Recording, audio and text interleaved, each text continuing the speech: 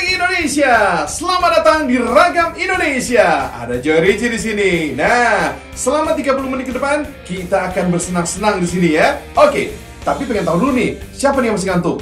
Wah, masih ngantuk ya. Ayo, yang masih selimutan siapa? Waduh, pasti kedinginan. Tapi, buat yang lagi kedinginan, saya punya sebuah kehangatan yang hakiki. Mau tahu? Let's go!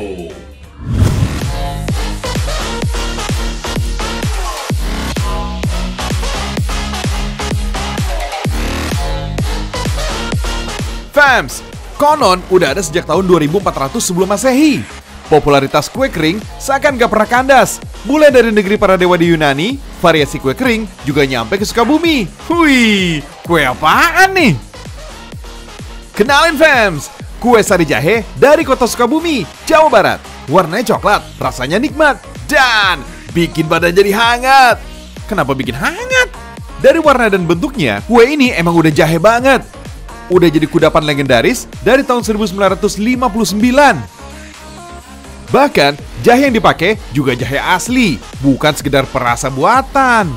Jahe yang dipakai adalah jenis jahe putih alias jahe emprit. Fams, berjenis rimpang atau akar-akaran, jahe dipercaya sebagai tumbuhan pribumi asli dari kawasan Asia Tenggara dan Pasifik. Bahan jahe untuk olahan kue ini juga didapat dari kawasan Sukabumi, Jawa Barat. Setelah diparut halus, jahe lanjut diperas sampai keluar sari patinya. Gak pakai tambahan air atau perasa macam-macam Fams. Sari jahe inilah yang akan diolah bersama bahan lainnya. Masalahnya, cita rasa asli jahe yang cenderung pedas belum tentu disukai oleh banyak orang. Makanya, ada sentuhan manisnya dari gula aren. Bahkan, gak cuma jadi pemanis, gula aren juga jadi identitas warna kuenya. Oh iya Fams, pada abad ke-11, kue jahe dianggap sebagai kue keberuntungan oleh masyarakat Eropa. Kue jahe muncul di benua biru ketika tentara Eropa membawa jahe dari Timur Tengah untuk diolah juru masak para bangsawan. Kalau kue jahe yang pertama dari Sukabumi, udah ada sejak masa penjajahan Belanda. Di sini Fams, kue jahe juga dikenal dengan nama kue bangket. Ada kesamaan kue jahe di Sukabumi dan di Eropa Fams, yaitu sama-sama identik dengan hari raya. Kalau di Sukabumi, identik sebagai sajian saat momen lebaran. Di Eropa sana, dikenal sebagai sajian saat perayaan Natal di musim dingin.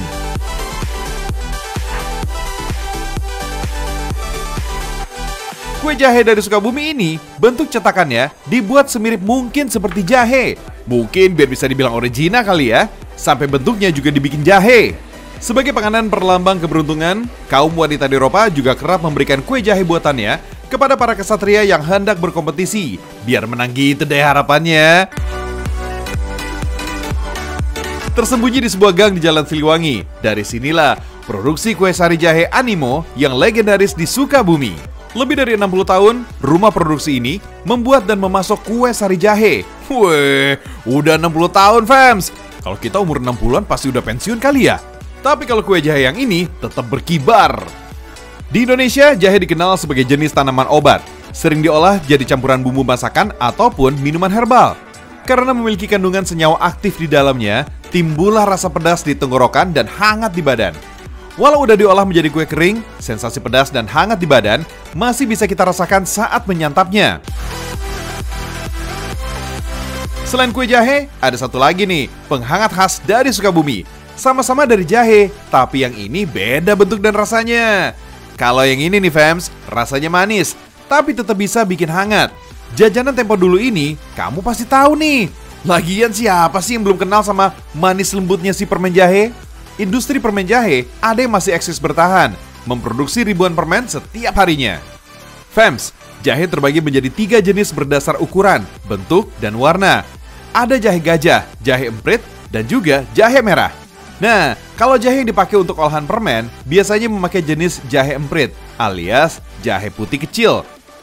Walau sebutannya jahe putih kecil, ukuran jahe emprit gak kecil-kecil banget kok Fams. Malah masih perlu diparut sampai halus, supaya bisa diolah menjadi permen.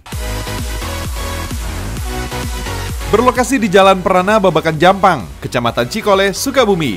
Usaha permen jahe AF ini udah dirintis sejak tahun 1991. Jangan dianggap sebelah mata ya Fams. Pada kondisi normal, permintaan permen jahe di sini bisa mencapai 700 kg setiap harinya. Sekitar 90% pemasarannya dipasok ke wilayah Bekasi, Bandung, Jakarta, dan Sukabumi. Gak cuma jahe sih fams, untuk ngebuat permen masih ada gula pasir dan tepung sagu atau tapioka sebagai komposisi bahan yang lainnya. Selama sekitar 2 jam lamanya, campur dan masak semua bahan sampai jadi karamel. Proses yang masih manual ini fams, ngebuat tenaga besar sangat dibutuhkan. Maklum deh, semua bahan yang dimasak akan cepat mudah gosong kalau nggak diaduk terus-terusan. Semangat Kang! Pada tahun 1778, Belanda pernah membawa sekitar 5.000 kg candied ginger atau permen jahe dari Batavia ke Eropa. Makanan ini digemari masyarakat Eropa karena terasa manis dan mampu menghangatkan serta menyembuhkan rasa kembung di perut. Istilah permen muncul dari kata peppermint, yang merupakan senyawa pemberi rasa dari daun mint. Keberadaan permen di Nusantara gak lepas dari banyaknya pabrik gula pada masa kolonial. Maklum deh, permen juga dikenal dengan sebutan gula-gula atau kembang gula. Oh iya, selain memproduksi permen jahe tradisional, di sini juga memproduksi permen dengan bahan baku asam Jawa. Pasokan jahe emprit didapat nggak hanya dari Sukabumi dan sekitarnya, tapi juga dari banyak wilayah di Pulau Jawa dan Lampung. Coba bayangin fams, dengan ukuran mungil, kalau udah dipotong dan produksi bisa sampai 1 ton. Bakal jadi berapa puluh ribu permen setiap harinya. Mantap! Kehangatan permen jahe dari Sukabumi juga dirasakan oleh warga sekitar di rumah produksi ini. Karena dari awal proses hingga pengemasan akhir melibatkan para ibu dan warga setempat.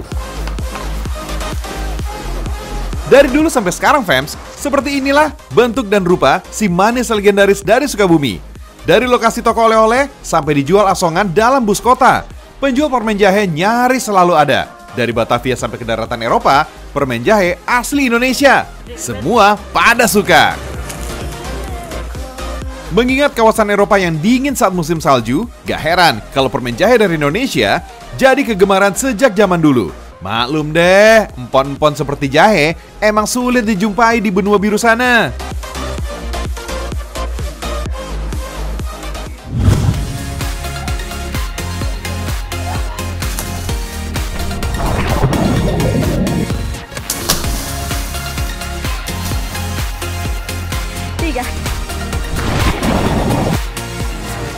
Kita refreshing dulu fams. Masih dari daerah istimewa Yogyakarta, kita ikutan wisata Kars Tubing Sedayu. Meskipun judulnya Kars Tubing, tapi kalian gak sampai masuk-masuk ke dalam gua. Sesuai namanya, wisata ini menawarkan aktivitas menyusuri sungai menggunakan ban besar yang berada di antara tebing-tebing. Makanya, cocok banget nih buat yang fobia gelap dan tempat sempit. Tapi asik juga sih ya, berasa kayak lagi clubbing gini fams. Untuk urusan tarif, hanya dengan Rp60.000, kalian udah bisa menikmati aktivitas tubing.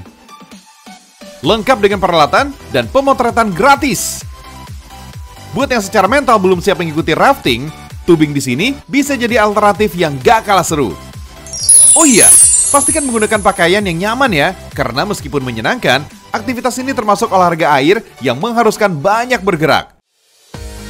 Peserta akan ditemani 2 orang pemandu yang akan memberikan arahan yang diperbolehkan dan dilarang. Di sini ada 2 pilihan jarak, yaitu 1,4 km atau 2,5 km. Tapi kalau debit airnya lagi naik, aktivitas ini dihentikan demi keamanan. Pada tiap spot atau pemberhentian, peserta akan dijelaskan tentang kondisi sungainya sambil diajak bermain. Yang pertama, bisa lompat dari ketinggian seperti ini fams.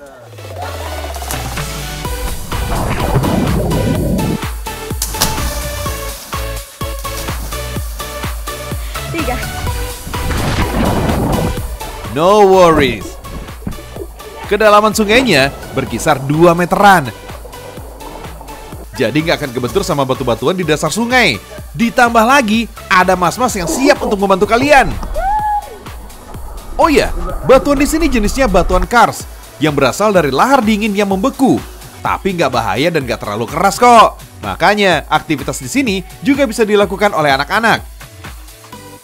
Selain itu, pemandangan yang disajikan juga masih alami dan asri banget.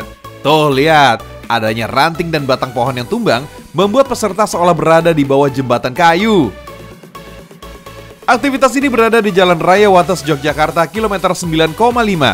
dari pusat kota Yogyakarta bisa ditempuh kurang lebih 45 menit. Ayo, buat yang belum mandi, sekalian aja nih ikut basah-basahan di sini, dijamin seger dan hilang tuh ngantuknya. Hai fans, nah kita mau mengulang pelajaran sejarah ya. Nah, jadi ini ada pertanyaan di sini nih. Apa yang bikin bangsa Eropa sampai datang ke Indonesia, bahkan sampai berabad-abad di sini? Waduh, salah satunya nih untuk mendapatkan tanaman herbal fans. Jadi karena Indonesia ini memiliki 90% tanaman herbal yang ada di dunia. Sejak berabad-abad yang lalu, Indonesia memang juara. Wah, dan sudah mendunia, oke?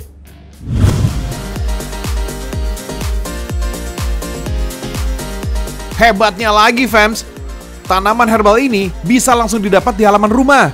Gak perlu susah-susah nyari di hutan fams. Contohnya di salah satu rumah yang terletak di kecamatan Kota Gede ini. Wih, di sini punya lebih dari 100 jenis tanaman herbal fams.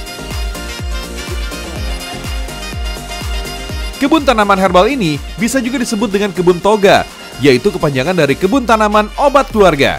Sebetulnya, kebun yang berjarak 3 km dari Malioboro ini hanyalah halaman rumah biasa fams. Tapi dengan lahan yang tidak seberapa luas ini, katanya bisa menghasilkan berbagai obat loh. Kalah dong apotik. Meskipun punya lebih dari 30.000 jenis spesies tanaman herbal, seharusnya Indonesia memiliki lebih banyak resep obat herbal dengan potensi nilai industri yang jauh lebih besar dibandingkan negara lain. Tapi sayangnya fams, hal tadi gak sampai terwujud.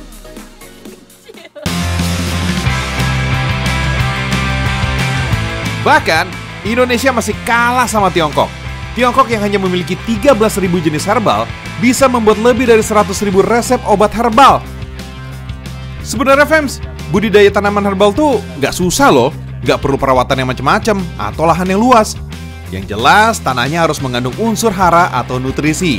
Biasanya sih, hanya ditanam dalam polybag dengan menggunakan pupuk kandang dan pupuk kompos. Tinggal letakkan di tempat yang terkena sinar matahari. Sama jangan lupa disiram. Oh iya fams, meskipun gak bersertifikat, tapi khasiat tanaman ini sudah teruji oleh waktu. Buktinya secara turun-temurun hingga hari ini masih banyak penggunanya. Dalam pembuatan jamu juga harus menyesuaikan takaran tiap bahan, suhu, merebus, dan lain sebagainya. Kalau nggak tepat ukurannya, jadinya kurang manjur gitu fams. Sama aja kayak obat yang dosisnya nggak tepat. Oh iya fams, jamu berasal dari dua kata Jawa kuno, yaitu jampi yang bermakna penyembuhan dan usodo yang bermakna kesehatan.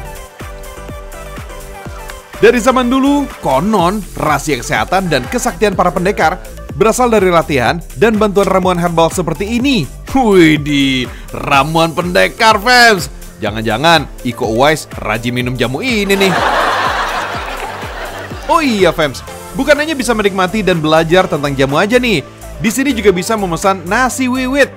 Nasi ini biasanya muncul pada saat upacara adat wiwitan yang mendekati musim panen. Untuk lalapannya, bisa pakai daun bidara nih fams. Bukan cuma namanya aja yang bagus. Khasiat daun ini juga turut disebut dalam kitab suci Al-Quran.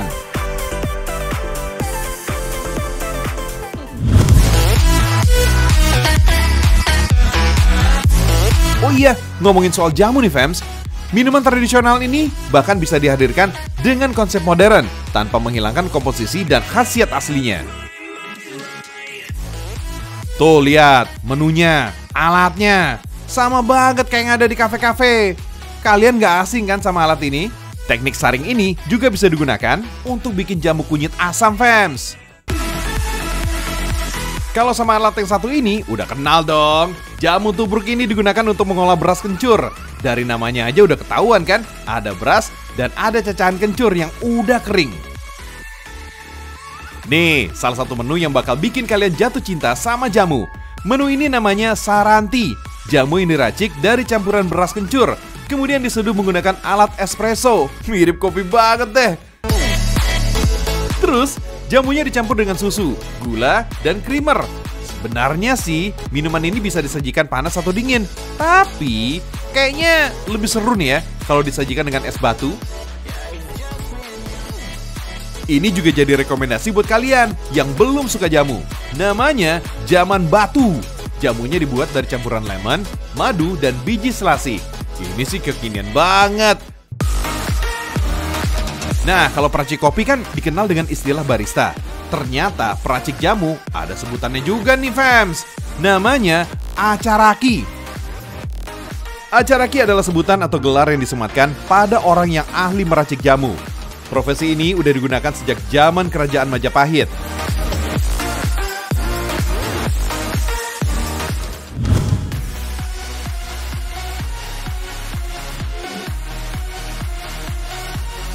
Selain kuliner dan kerajinan, ada banyak bangunan ikonik di Indonesia yang juga sudah mendunia. Salah satunya Jembatan Ampera.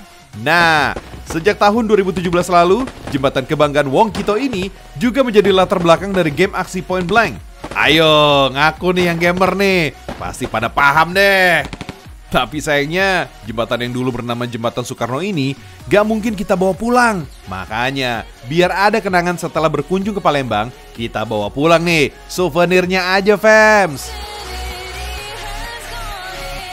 Ada berbagai kerajinan tangan yang terbuat dari kayu, mulai dari miniatur Jembatan Ampera, mainan edukasi, gantungan kunci, tempelan kulkas, dan lainnya. Usaha yang sudah ada sejak tahun 2016 ini dilakukan oleh seorang pengrajin di Jalan Abdul Rojak, Kelurahan Kalidoni, Kota Palembang. Kerajinan Jembatan Ampera ini juga sempat menjadi souvenir resmi dalam ajang Asian Games pada tahun 2018 lalu. Hebatnya lagi nih, peminat kerajinan kayu ini nggak cuma dari Indonesia aja.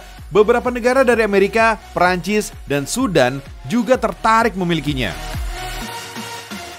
Nah, jenis kayu yang digunakan dalam kerajinan ini adalah kayu pule dan kayu durian. Kayu ini dipilih karena ringan dan mudah untuk dibentuk. Satu buah kerajinan ini dibanderol mulai dari Rp5.000 sampai dengan Rp175.000 aja.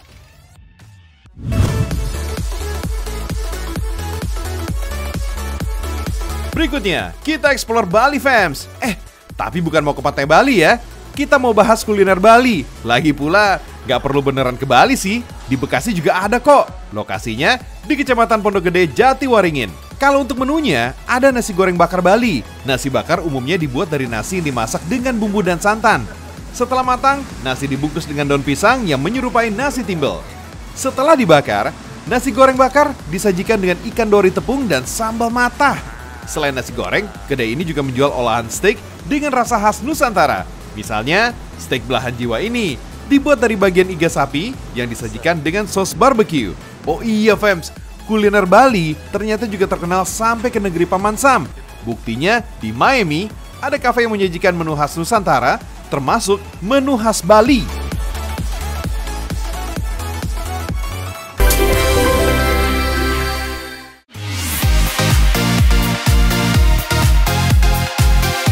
Wah, sudah hampir jam 6 pagi fams. Artinya, Ragam Indonesia harus pamit dulu nih pagi ini. Jangan lupa besok bangunnya lebih pagi lagi ya, karena Ragam Indonesia tayangnya mulai dari jam 5.30. Sekalian fams, cek-cek Instagram kita ya, karena akan ada kuis dengan hadiah-hadiah yang menarik. Saksikan terus Ragam Indonesia, karena Indonesia makin mendunia.